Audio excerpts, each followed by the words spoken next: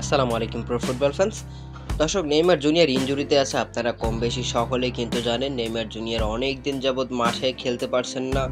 তার পায়ের লিগামেন্ট ছিঁড়ে যাওয়ার কারণে কিন্তু দীর্ঘ 8 থেকে 10 মাসের জন্য তিনি ফুটবল থেকে ছিটকে গেছেন। তো নেইমার জুনিয়র এখন কবে মাঠে ফিরবে এই নিয়ে অনেক অনেক বেশি আগ্রহ ব্রাজিলিয়ান ভক্তদের। তো নেইমার জুনিয়রকে নিয়ে একটা স্বস্তির খবর হলো, এটাই নেইমার জুনিয়রের শেষ সুযোগ যে কোপা আমেরিকা খেলার।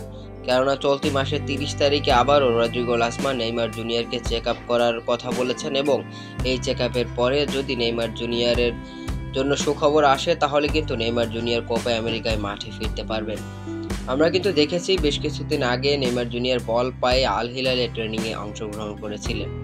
যদিও বেশিক্ষণ করেন নাই, জাস্ট 2-1টা শট আমরা দেখেছিলাম ইনস্টাগ্রামে তারই অ্যাকাউন্ট থেকে। তো নেইমার জুনিয়র এখন এই মাসের 30 তারিখে আরও একবার টেস্ট করা হবে, এবং এই টেস্টের পরেই আসল ফলাফল জানা যাবে যে নেইমার জুনিয়র 2024 সালের কোপা আমেরিকা খেলতে পারবে কি পারবে না। তো দর্শক, আপনার কি মনে হয় নেইমার জুনিয়র কি পারবে 2024 সালের কোপা আমেরিকা খেলতে?